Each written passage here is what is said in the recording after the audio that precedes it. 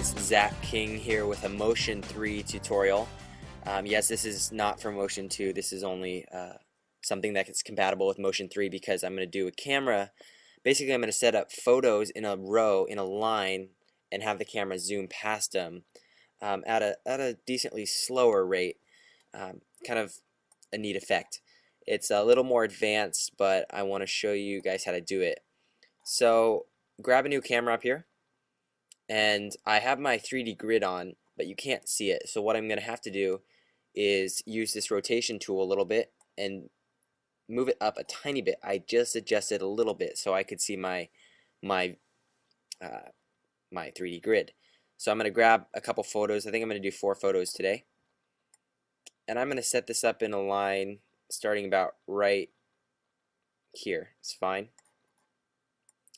I'm going to do the same photo. I'm going to move them back behind it, and if you can't see what you're doing, grab your camera and turn the rotation tool and zoom out, and that's what I'm going to do. I'm going to just use this camera as a tool to see what's going on. I could also do this by changing my perspective and then moving that around, but too late.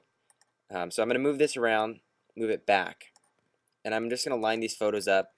I'm copying and pasting them now behind each other. I'm going to paste one more there and move it all the way back there. So now I have 4 photos in a line on my grid. It helps me see how they're lined up. I'm going to move my rotation back, and what I want to do is just make sure these are all lined up behind this photo for now, and just tuck them back there so that they're almost following this blue line. So now that I have my rotation, or then I have that all set up, I'm going to get my framing right. And if you hit F, once your camera's selected, it'll actually take you to your basic like overview of the project. And so it kind of frames you up nice. I'm going to zoom in a little bit and make sure I have my camera selected. And so that's framed up pretty well. I'm just going to rotate down a little so I'm parallel with it, line it up. And now what I'm going to do is start recording. So I'm going to keep my first frame here in the beginning, and I'm going to pull it. I'm in the 600 frame project. I'm going to do it maybe halfway. I can always rearrange the keyframing after. So I'm going to have it rotate. By the end it's going to be rotated, and it's going to be down the entire line of the photos. I just have to zoom down here. Don't worry if your photos aren't lined up correctly. Right now it's not a big deal. Okay, so that's far enough, and that's where I'm going to end because I realized my photos aren't spaced correctly or well enough. So I'm going to stop recording and now rearrange the position of my photos and see where the camera goes. So here, like this photo should definitely be a lot closer here. It's going to come past here, and then that last photo is very far away. Move it forward. Use this green line to bring it around, and here we are. So that's where it's going to end.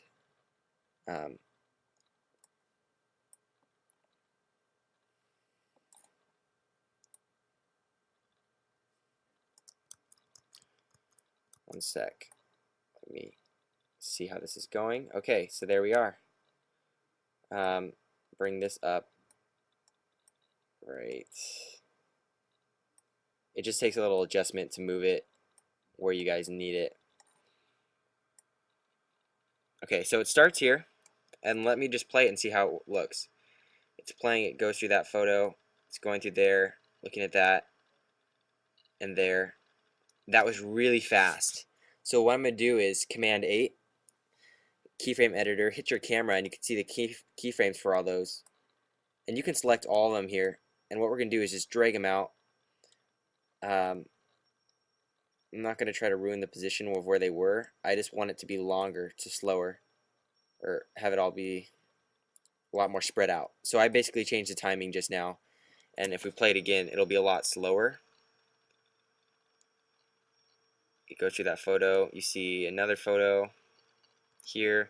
I kind of want to adjust this. Make sure you're not recording when you're adjusting your photos, because that'll really mess it up. So if it goes through here, we see another photo. Our last photo, need to see it a little longer. Tilt it this way. Okay, and then it stops. And let's just say I wanted something behind that photo, like a logo or a text.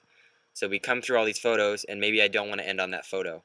What I want to do is hit my keyframe editor again in camera and find the position for which photo that is. And you can see how these correlate. This is the, if you move it around, you can say this is the rotation tool. This is, blue one is the position. So I'm actually going to move that back, or lower. I'm going to pull it out and move it lower so that it passes by the end. Now you can see we're all framed up, and let's play it and see how this looks. And you know, at the end I'm going to add a text here that says logo goes here, or how about this, text goes here. And I'm going to drag that text out so it's been there for a good portion of the project, so it appears right behind it. So you can see my arrow, and turn the HUD off so you can see what's going on.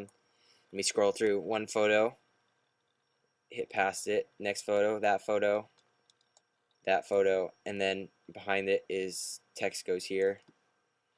And I can turn on my HUD and make the size a little bigger, just so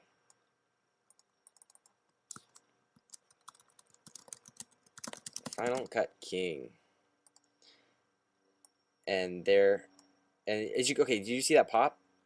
You can see where my text box is, but my text actually isn't there yet. So that means I need to expand my text a lot further. And you can see there it is. I can even tuck it away a little bit further so it doesn't show up as soon. And what I could even do is go add something fancy like add behavior, fade, blur, fade in. And you can see this fade in. We'll go over this in another tutorial, but there we go. It fades in, and make sure this is all behind all your photos. Drag that final in the motion in the tabs, layers, and you can see it fades in then. So that's a little effect. I could even have it fade in here, so bring this back. Bring my fade. That was the wrong order of doing things, but my fade would go over here. So I'd say fade it in right there. Grab my text, bring it back. I'm sorry, I don't want to get into this in this tutorial, but that's how you would do that right there.